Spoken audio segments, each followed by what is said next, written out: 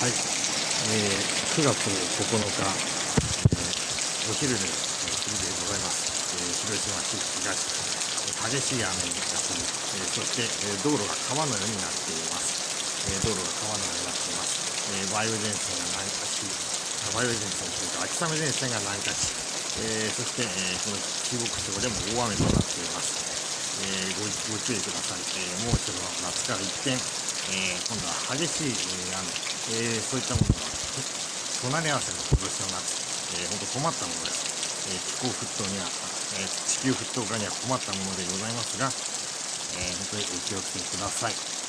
本当ね、地球沸騰化対策、本当ね、戦争をやっている場合じゃないということをね、広島からも感じます。こういったことを広島から発信していきましょう。